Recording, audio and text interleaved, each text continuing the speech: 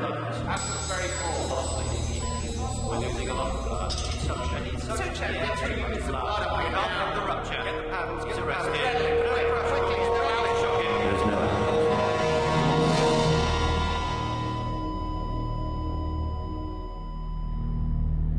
A man who had 2 4-inch square swabs left inside him during a stomach operation. Lucky to escape paralysis, Susan Williams was sent home with a broken neck. Police believe it's possible some addicts were prescribed methadone. But instead of sending the drug through a tube into his arm, she injected it through Ministers one from the Department of Health have asked for a full report. Surgeons from the Bristol Royal Infirmary were struck off following... 69-year-old remains in intensive care after having the wrong kidney removed.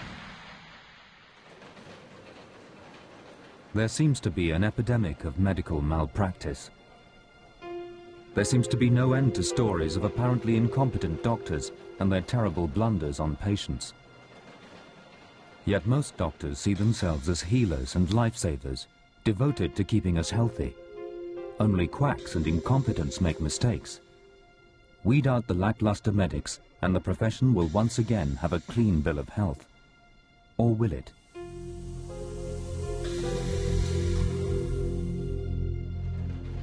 A disturbing new picture is beginning to emerge.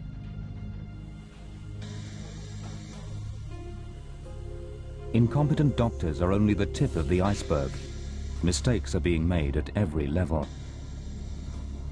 But admitting any error is a medical taboo. The myth of infallibility and the fear of litigation means no doctor wants to talk about the day they harmed or killed their patient.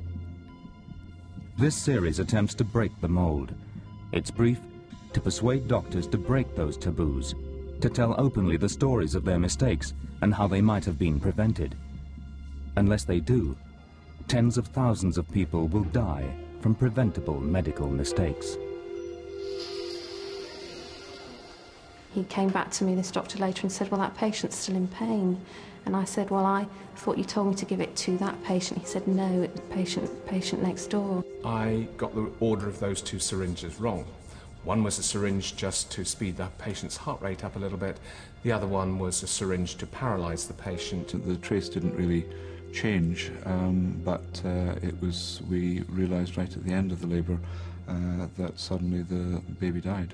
Eventually it turned out that this needle had gone right into one of her major arteries and she was bleeding internally. He attacked this girl's thigh in such a way that he actually caused considerable damage to the skin. Because I was looking from the back, you always look at x-rays from the front, and of course I put the needle in the other side and his lung collapsed.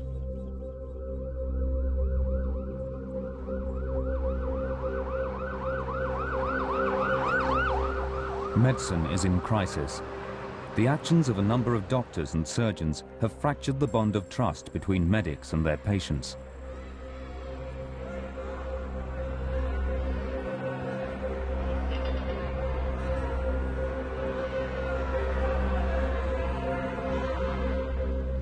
Now the government is forcing change. It's introducing league tables for hospitals and performance reviews for staff. The profession is under the cosh. It sounds like the stuff of revolution, but it's unlikely to change a thing. Clamping down on incompetent doctors and underperforming hospitals makes good headlines, but it won't stop medical errors from happening. The problem is too widespread and fatally misunderstood.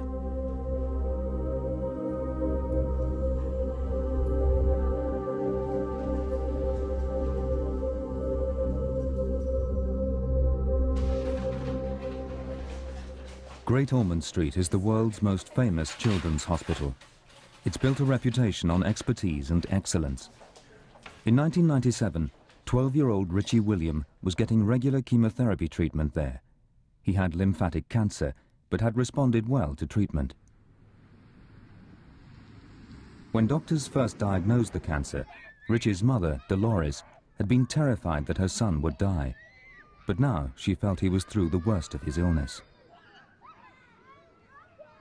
He was on the path to recovery. He was in remission, and so things were looking up. It was great, you know, we were decorating his bedroom, and, you know, he's even gone back to school for a few days.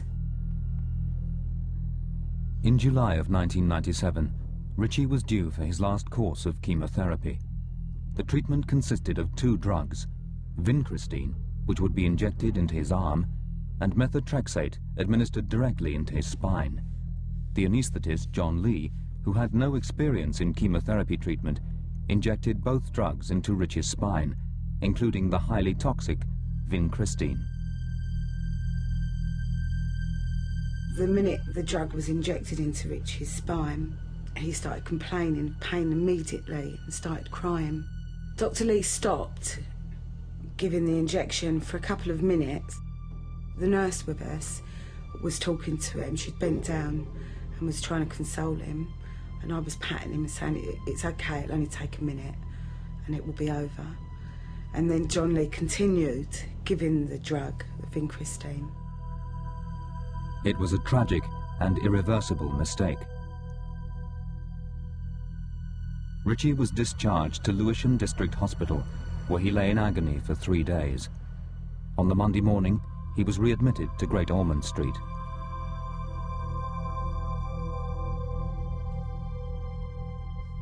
I was asked to go into a room and meet some doctors, and I got in there and I was really surprised because Dr. Mann, who's the head of oncology, was crying, and I couldn't believe it. And I smiled, and he said, he's really sorry. It's been the most terrible tragedy. And Ritchie had been injected with this drug, vincristine, and he was dying. Ritchie died in agony 2 days later. Dr. John Lee, who'd given the fatal injection, was charged with manslaughter. Was it just another tragic case of incompetence by a doctor who deserved everything the courts would hand out? To this point in his career, Dr. Lee had an impeccable record. Had he simply been negligent, or was he part of something bigger that lies at the heart of medicine? To answer that question, we must first look at how common medical mistakes are, and how many doctors are making them. Every doctor makes mistakes. I'm sorry, but everyone does, including nurses. If you're writing prescriptions, doing calculations, drawing up drugs, making up solutions, there is a possibility of error. We double check, we treble check, maybe even more than that, but no system is actually foolproof. There will always be a level of error at some point. Every single doctor who's practiced for any time at all has made serious errors, serious mistakes, and I think that's a very terrifying thing for doctors. They all know about it, they all empathise with it, and it's often very difficult to talk about it even to other doctors, let alone to the broader world, to patients. So if all doctors are making mistakes, to what extent? What constitutes an error? And should we be looking for individual doctors to blame? Information is thin on the ground, hardly surprising with such a wall of silence surrounding medical mistakes. In many cases, hospitals don't even keep proper records of mistakes, and there's no central office for data to be collected.